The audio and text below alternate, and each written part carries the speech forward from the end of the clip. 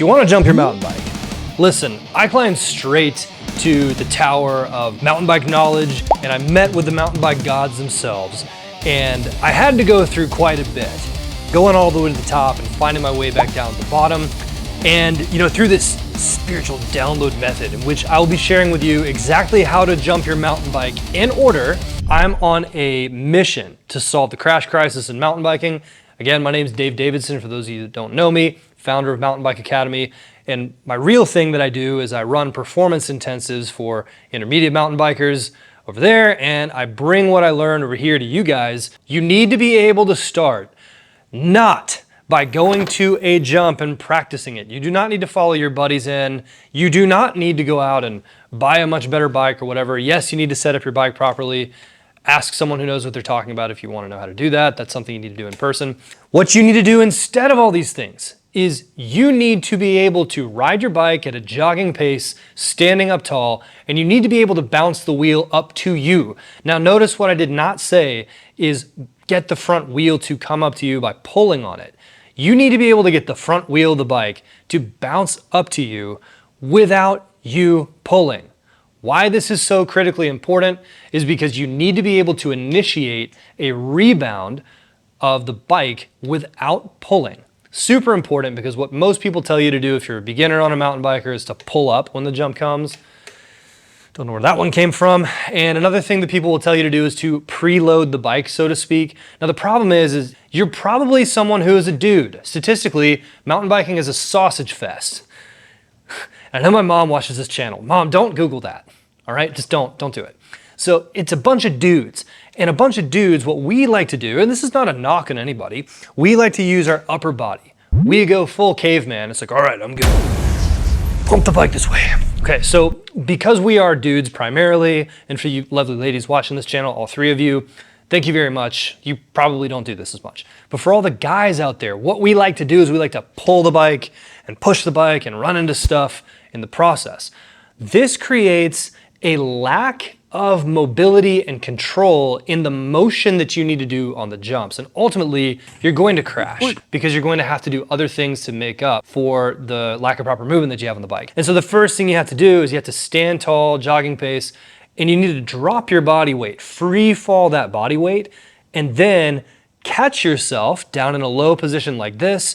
And then from this part, you want to be able to just bounce on top of the bike. Now, because of where you are in the bike, you're closer to the rear wheel, the bottom bracket is, and the front of the bike, it's just going to pop up to you. If you're on an e-bike, your goal is to get the front tire to come up 4 to 6 inches or so. If you are on an analog bike or a regular bike, whatever you want to call it, your goal is to get the bike up as high as you possibly can, okay? This should feel like the bars are coming up to you and it's like, oh, I can catch them. They're coming up to me, all right?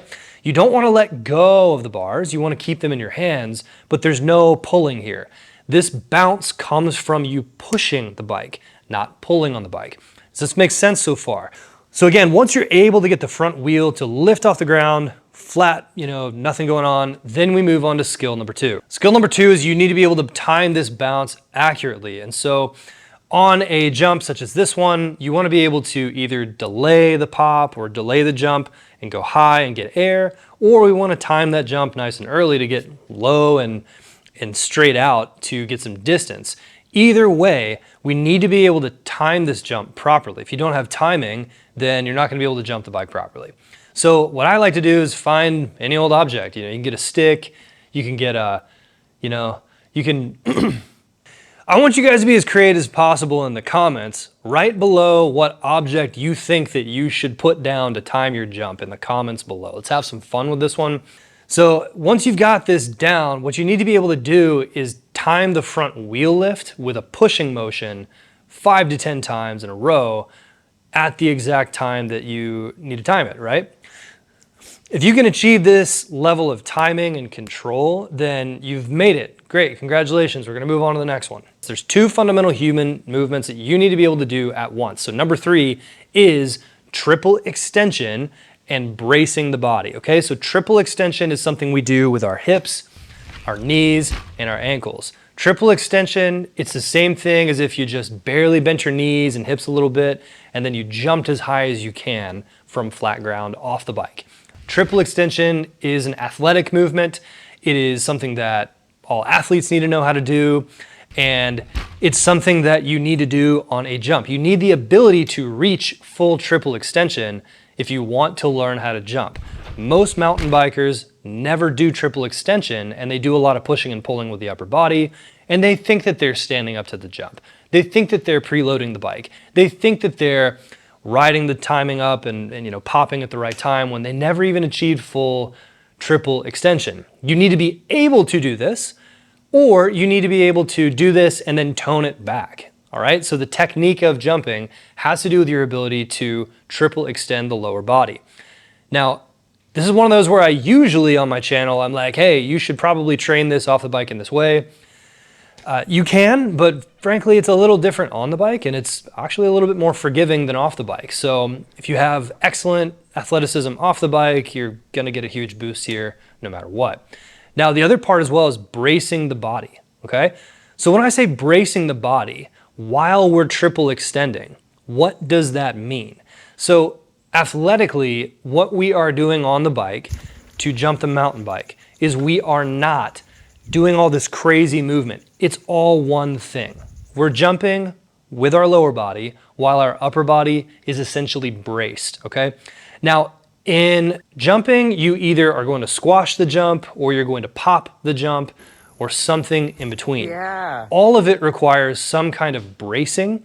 Now, if I'm soaking up the jump and I'm purely just absolutely, soaking the jump up completely, then I'm still going to be braced, but I'm going to allow my arms to move freely up towards me while I'm jumping, like this. My legs are going to be actively compressing, and I'm controlling that compression on the way up the jump so that I can go low and long and win a race. If I'm popping, the brace is going to be everything in the upper body, and what we're going to be doing is we're going to be going hips to hands with that brace. So either way, you're going to need a ton of thoracic spine stability and mobility. That's the upper part of your spine. You're going to need a ton of strength and power and functional movement in the scapula, those are your shoulder blades that move around when you go like this on the back. You're going to also need a whole lot of just the kind of strength you need to do bench presses and rows. And the crazy thing is that you can't really get much better at this by doing bench press and rows.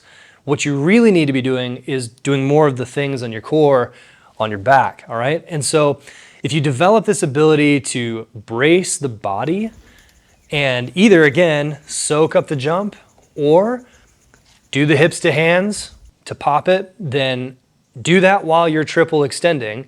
That's what creates the motion of jumping. You need to be able to do this on flat ground. You need to be able to do this over a roller. Then what you can do is you can take this practice to the jumps. I highly recommend a tabletop that's a bike length and a half, maybe 2 bike lengths on the top. So getting the triple extension in the lower body and also bracing the upper body in whichever technique we're working on, we need to be able to do that and time it perfectly. So this is where the tabletop comes in handy. So as we're going up the tabletop, on the launch, what you want to be able to do, or on the face of the jump or the launch, the first part that sends you in the air, what we need to do is we need to reduce everything down to proper motion and timing. And so as you're coming up the jump, what we need to do is we need to stand tall and then create the triple extension and the body brace on the top and time it where we do the front wheel up in the air, but we're not going fast enough to launch the back wheel in the air. And ideal timing is we pop the front wheel up and land the front wheel down as soon as it crosses the lip of the jump like this. If you can time this at a slow speed, then you add speed. Let her rip. More pop, more air time, and make sure that you're able to do this in sequence, okay? Now, as you're progressing, your tabletop might be different than mine here. As you're progressing and adding speed and adding pop to this, if your timing is good, you're going to notice that if you add a little bit of speed, you're going to land in the middle of the tabletop. If you land in the middle of the tabletop, your goal is to land both tires at the same time, front and rear, just like this. Once you can do this and do it at about 10 to 15 or 20 repetitions at a time, where both tires are landing at the same time and your timing is good, it means that your triple extension and your body brace are all proper and that you're pushing into the bike instead of pulling it. All of these things come cascading together. And it works to give you confidence and certainty on the jump. How am I doing so far? This is good. Let me know in the comments below. So once you've gotten this where you can land the jump on top of the tabletop, a great thing to progress to next is going to be landing on the lander. So sending it all the way through the air and landing on the lander. Now the key here is that you have to do everything you did before. You've got to have the front wheel lift. You've got to have the timing. You've got to have the triple extension. You got the body brace. You got to time all these things together at the right time.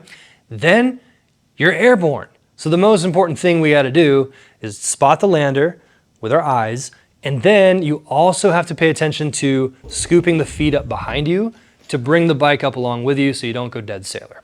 If you do all this in sequence and you land both tires at the same trajectory as the lander, so again, steep lander, you want to land like this, front tire, back tire, just like that.